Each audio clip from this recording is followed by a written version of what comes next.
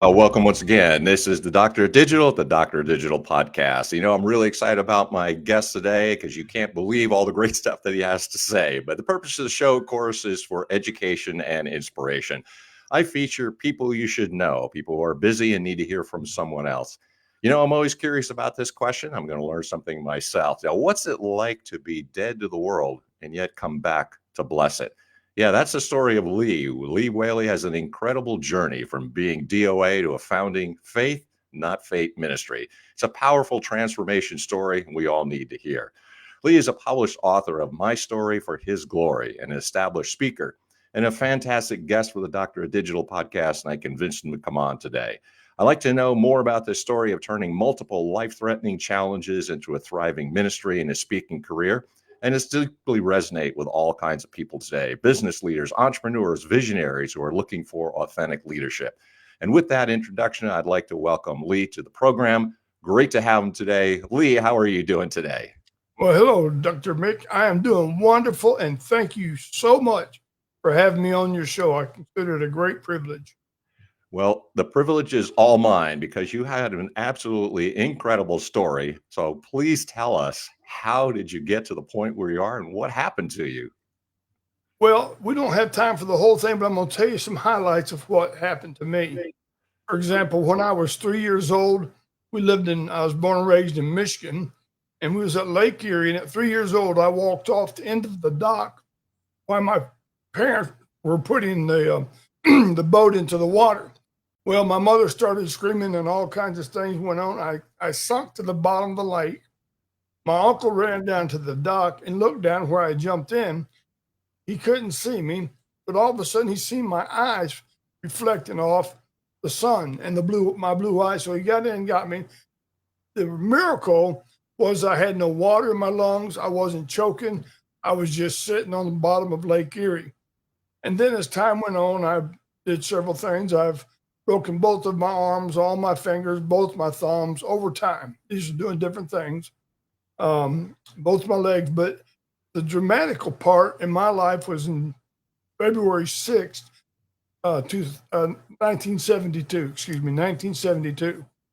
I was in an automobile accident in Detroit, and the car I was in was a brand new 1972 Rally Sport Nova. And me and my buddy had went down to his uncle's house, and we, on our way back home, it was a Sunday night, and he told me that somebody cut him off, and he hit the brake, and the car went out of control. And when it did, it slid up on the bank of the expressway and hit a lamppost. And the post was hit right where I was sitting. And I would imagine we was probably going 75, 80 miles an hour. Now, can I mention my book right now, Dr. Mick, real quick? Oh, yeah, but by all means, Yeah. sure. The book I wrote is called Building Unshakable Resilience, My Story for His Glory. It's available on Amazon. You just have to put in Lee Whaley, My Story for His Glory. Also, you can go to my website. But to continue the story, where the pole hit the car, it hit right where I was sitting, and it crushed me in the car. A doctor just, as they say, just happened to be behind our car. This was on a Sunday night. Got in the car and did a tracheotomy on me. There's a scar that reminds me every day, and got me back to life. And then he left. And when the ambulance came and got me out, there was two hospitals there. There was Mount Sinai and Mount Carmel. The closest was Mount Sinai, but they couldn't take me there because Mount Sinai had an emergency already going on. So they took me to Mount Carmel. At Mount Carmel, there were 5 doctors there for a special meeting on a Sunday night, and I needed all 5 of them to work on me. Bone, blood, all kinds of stuff. The details are amazing. But I died 2 times on the operating table, and they got me back to life. And they had a machine there that they put me on to keep me going. Now, what happened was both of my legs were broke. All my ribs on my right side were broke. My right lung was punctured. My spleen was ruptured. My stomach was ruptured. My head was like the size of a basketball. My right eye was knocked out of the socket, and my right temporal lobe was crushed, and I was unconscious. I was dead. Now I've heard the stories of people saying, I came back, I remember going to heaven. I really don't remember anything. I've got a reason why I'm saying that. It was just pure black, and I was unconscious for 5 days. But anyway, to make the story, what they told my parents to get the family together, I wasn't going to make it. That's what they said. Yeah. We've got him alive. He's on a machine, Sure. but he's not going to make it. They said he may have a 10% chance. So my sister and her husband lived in Atlanta, and of course they drove up to Michigan, and everybody was getting ready to do a funeral. But a couple of days go by, and they said to my parents, well, it looks like he might live. I mean, they've got me on this machine that's still keeping me alive. I'm in intensive care. And I remember nothing about the wreck. I remember nothing about any of it. I just know that it was like when I finally did wake up, which was 5 days, I couldn't understand it, but it was like bam, bam. Anyway, so they said if he does live, we've got another problem. When he wakes up, he's probably going to be a vegetable, because the oxygen going to your brain, it was lacking and all that. And they said both of his legs probably will need to be amputated. What they told me, told my parents, and they said just do what you have to do. So they thought they might be able to save the right leg, but the left one was definitely going to have to be amputated. But in the middle of all this, they put me on traction. A doctor from Dallas, Texas, Dr. Green, had just started using metal to do the bones, work on bones and fix bones. He told my parents, I would love to be able to try to save his legs. And he did. So he put metal in both of my legs. I was in the hospital for 42 days. Jeez. But the whole thing, when I woke up and when I realized that I had died, I can't tell you the feeling inside of my heart. At that time, I wasn't a Christian. I believed in God, but I didn't really believe. I see. Yeah. So, I graduated, and so everything worked out. I got out of the hospital. I got walking. They didn't amputate my legs. They put metal in them. And it was a slow process, but, I got healed up. I got walking again. And, but it changed my life. I mean, I was an athlete. I wasn't a great athlete. I played football and all those things. But that wreck changed my life. But it also got me thinking, all the things that happened that night, the 5 doctors at the hospital, I needed all 5 of them. The doctor getting inside the car and doing a trach on me. And if you look in my book, you can see a picture of the car. The doctor said, or the people said, how did he get in that car? Yeah. I feel personally that it was an angel of God that got in there and did the trick. I just do. I believe it on my heart. But it wasn't until 1975 that my first cousin, that was my best friend in the world, got to talking to me about the Lord, and I gave my life to Christ. And at that time, this is when the lights came on. When I did that, I realized right then and there that there was more to this story than just me surviving a car wreck, me surviving in Lake Erie, all these things. And then when God showed that to me, that's when I realized that my life I really felt for a purpose. And so that changed my whole life. I was drinking and all kinds of stuff, but then I gave my life to Christ. And then just to go fast forward, I got in church. I got a great wife, wonderful kids. I got 3 kids, 8 grandkids. Wow. But I started ministering, and the Lord called me to preach. And I started preaching in jails, in prisons, and ministering to them. And as my life unfolded, I could tell that's exactly what I needed to be doing. Of course, I've had a carpet store. I've worked in all kinds of things, but nevertheless, so God had a purpose for my life. But it wasn't until 2013, I got cancer. I never smoked, but I got lung cancer. And then my lung cancer was on my right lung, and the mass was on all 3 lobes of my right lung. And so they had to take my right lung out. Well, when I finally got in there with the cancer, I was real close to death then. But then something else happened. That was on December the 3rd, one day after my birthday, 59 years old. By the 26th of December, I was very sick. And what happened, Nick, was that my side busted open. And and I don't want to gross out the people, but what happened, I was real sick and my side busted open. What happened, I got staph infection in that cavity where that lung was at. Where they had taken the lung out, the staph got down in there in an infection. Mm-hmm. So I had to go back in the hospital, and I was in there for 20 days. And man, it was almost died again. I was, at the point of death when that happened. So they kept running fluids through, running all this stuff, antibiotics, steroids, all kinds of stuff, got me straightened out. And then I had to go on chemotherapy, a procedure for the cancer thing. So I was going through cancer, having staph. I lost down from 230 pounds to 160 pounds. And you can see there's a picture in my book of that. If you get the book, you can read this and see a lot of the pictures.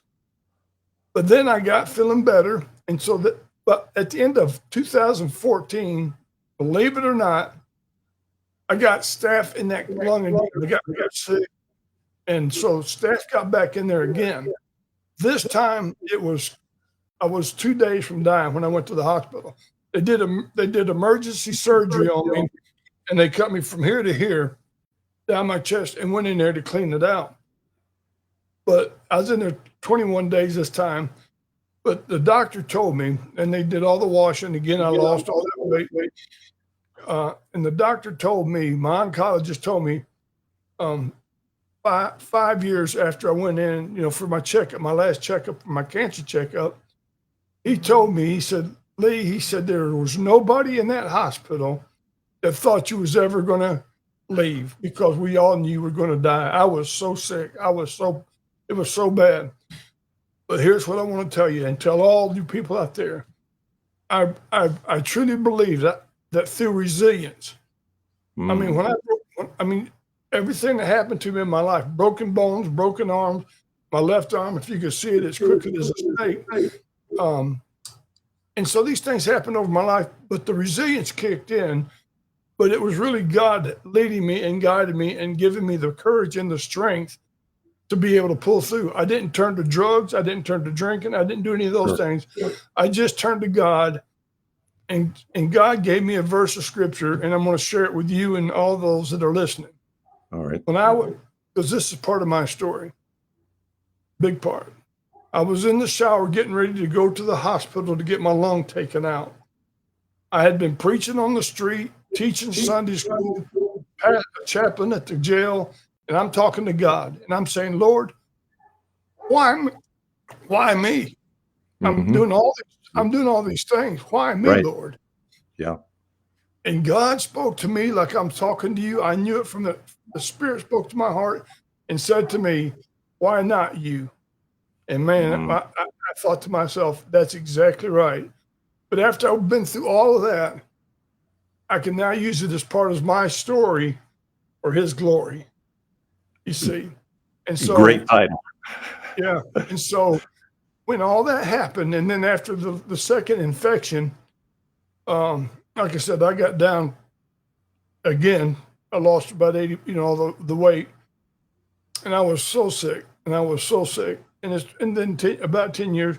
Now, in the process of all of that, I lost my job. I lost our house. I lost everything. I mean, my wife and I had to move in with her mother. And of course, she had this big house. It all worked out. But what was perfect timing for that was she got elderly, and we became her caretaker. I see.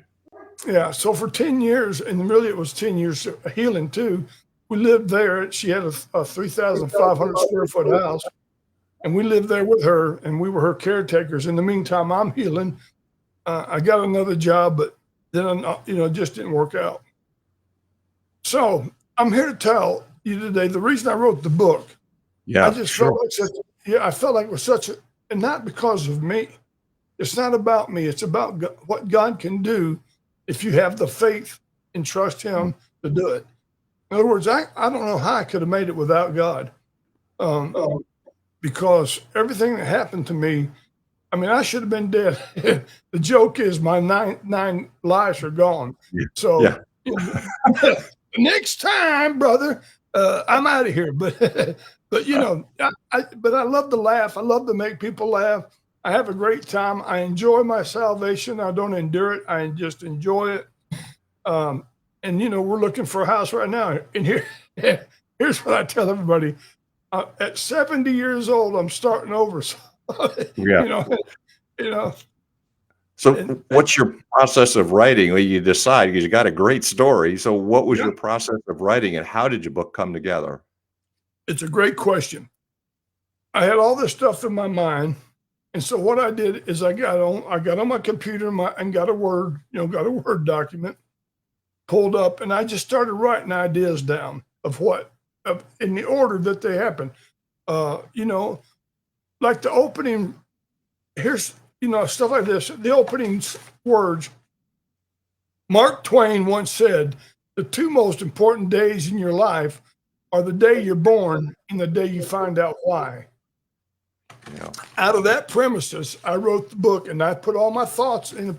I just wrote my thoughts down, and as I wrote my thoughts down, I thought a chapter. Like I said, it's not a very big book, but I just thought of the story and the way they went through my life, and I just started writing it all down. Of course, I was using Grammarly to check my spelling and my pronunciations and stuff, which is a good tool if you want to write a book. And you want to make sure that it's done right. I had to be honest with you, that was one of my tools I used to help me write that. And I took all these thoughts and I started writing it out in chapters. And then as I was writing, I thought to myself, if I was listening, if I was reading my story, if I was reading it as somebody else, would it be interesting enough to write it about? So, would it be something people would want to hear about? Not because of me, but because of what God did for me and what he can do for anybody that puts their faith in him and trust him to get them through what they're going through. And it can be financial. Listen, I mean, when I'm telling you, when I lost my jobs, we went broke. I had 10 years on my house. But we lost the house because I got behind on the payments and I had no money. I didn't have no money. We went from, almost $80,000 a year down to nothing. And what we had in savings and all that, we went through that. So there was a lot of things. There was a lot of wheels spinning here. But when I wrote this book, I wrote it for his glory to talk and encourage people that through resilience, we can overcome anything. We can overcome anything. That's what it takes. Is there a time that you felt you could write? I mean, were you writing as inspired? Did you write in the morning, the afternoon? Like when and how did that come about? Great question. And this is the answer to that. I'm a morning person, 100%. My wife, she's not. She's an evening person. I get up at 3:30, 4 o'clock every morning. She gets up 8 o'clock every morning. So, but I am a morning person. So I would get up at 3 o'clock, 3:30, my normal time, come up to my office here. And as I was writing this, I would just every morning pray about it. And that's when I can think the best is in the morning times. And so I would just write. And as I would write, I would go back and think, well, now, is this something that people would want to hear about? And it just was a process. So yes, I get up in the morning and I would write in the morning. A lot of times I would just meditate, just think about, is this something, my question was always, is this something people is going to want to hear? And if you do, you can get the book on Amazon, Lee Whaley, don't forget that. And crusadeforchrist.com, crusadeforchrist.com. So yeah, it was a process, but let me say this. I'm working on 2 more books too right now. This is something I've wanted to do all my life is write a book. And I've got a library full of things I started and I didn't finish. This time I've got time to finish now because I'm retired and because, I've got the time to do it. So I've got a couple more books I'm working on, Mick, and I'm real excited about that. I'm real excited, that this book is doing real good too. It's selling, and I'm getting responses on it. People call me and comment about it. But it was a process, and I finally did it. I mean, there's probably a lot of people got a book inside of them, and they start to write, Sure. and they just get discouraged. And I've been discouraged a couple times, or not discouraged. I just didn't finish doing. Once I started, I just didn't finish. But this one, I was going to finish it no matter what, and I did. And so, that was the problem. Set goals, reread it, keep your focus on what you're doing. If you're going to write a book, write it, because tomorrow won't come. And tomorrow's going to be gone, and yesterday's gone. You know that old song, right? Yeah. Do it while you can, because it's just a great accomplishment to me. And when you're thinking about who to publish with, could you just walk us through the process of traditional publishers, hybrid, and self-publishing? What did you think along those lines? Okay. As far as the publishing goes, Amazon is a great place to start. Now you've got to get their, they've got tools for you to use, KDP and stuff like that. But Amazon was my to-go, where once I had the book written, had it proofread, got it where I wanted to print it out. I presented it to Amazon, and then they've got to approve it. And once they approve it, they will print or put it on Kindle for downloads, and it's on both right now. You get it either way. You can get it on Kindle, or you can order one and get it in the mail. So Amazon was a great place for me to go. I did the research. I downloaded all the tools from Amazon. Gives you the tools to download, to put your book on, how to set it up and all that. So it gives you it gives you everything you need, but you got to do it according to their process, the prototypes and things. And I did. And once I submitted it, it was I think maybe a week or 10 days before I got any answer back if they would take it and publish it. And they did. So, that was a celebration for me, and be able to do that. So, And you've turned this into both ministry and speaking. So there's kind of like post-launch or post-publication. Could you tell us a little bit about that and what you do in terms of ministry and speaking? Yes. Well, being a preacher and really I'm an evangelist. Like I said, I spent almost 35 years as a chaplain at the local prison here where I live. So that was where I was going.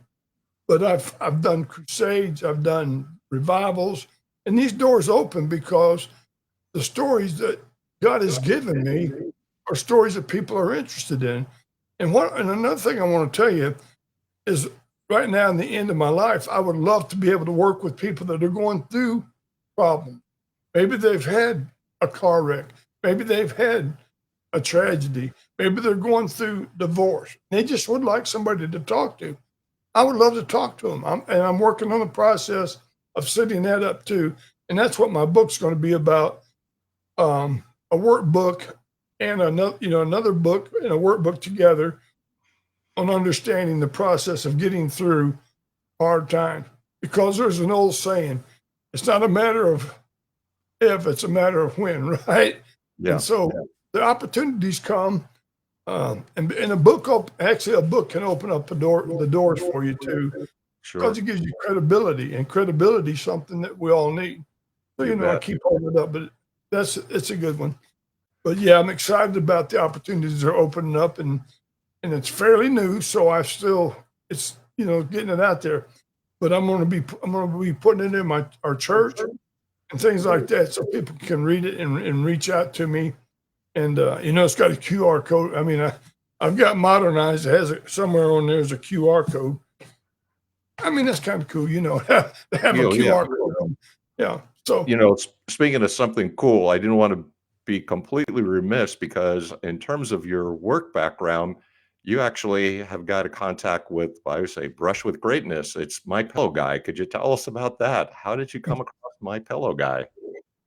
Well, let me tell you, a good friend of mine, Gary Rogers, we did a commercial. Okay, here's how it happened. In the process, and I wish I had one in front of me, I don't, but you can go to my pill and see it. In the process of life, being from up north, one day, one day I went out and it was snowing and ice was all over my windshield. So I went in the house and I got a Tupperware lid. Make a long story short, and clean my windshield off. Well, I invented a snow scraper that is round.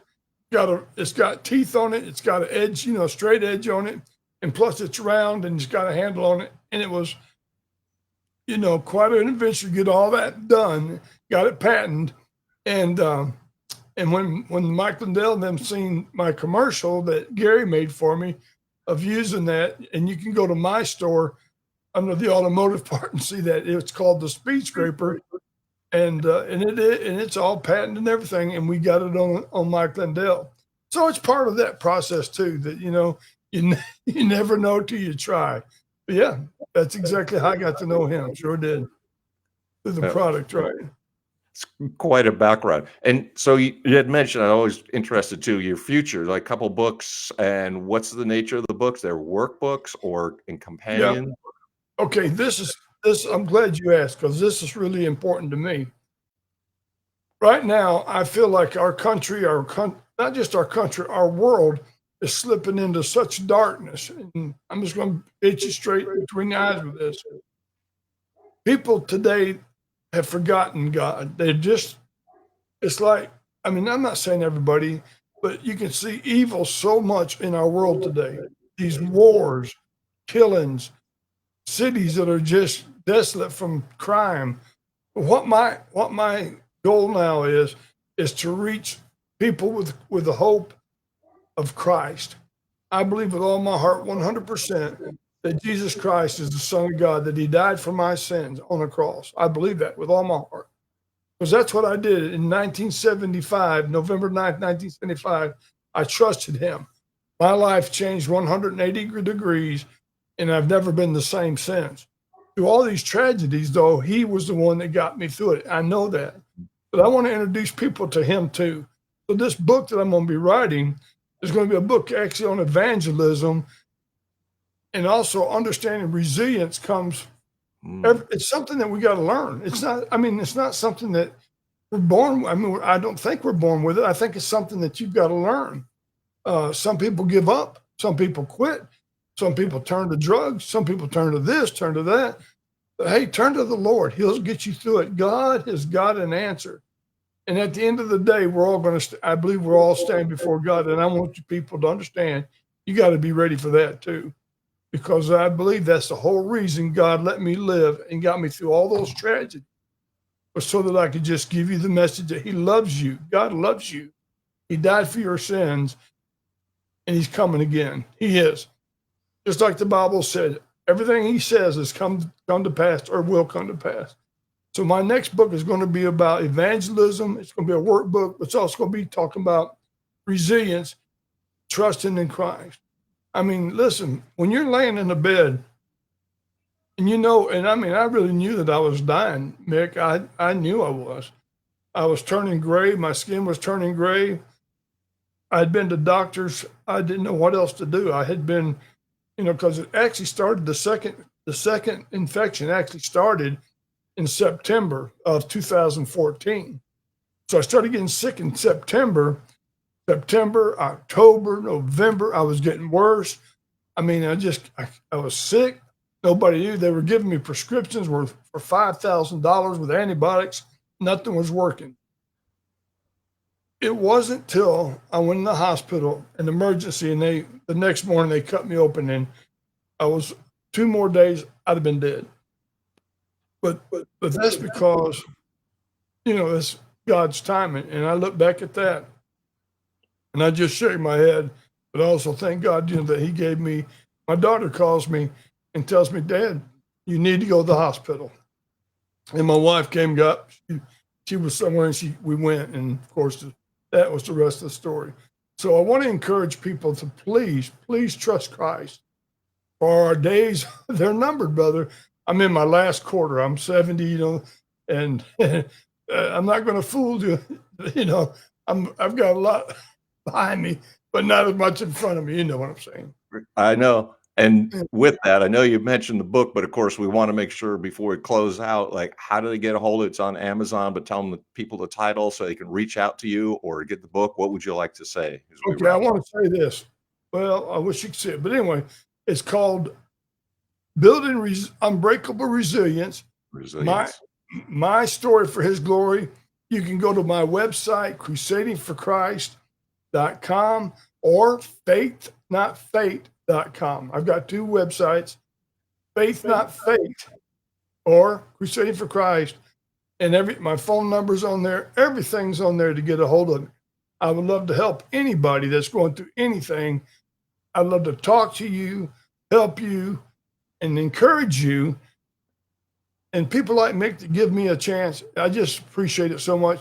But I want to encourage you, get faith in God. Trust the Lord. He'll get you through things that no man can. I promise you. That's where you can go.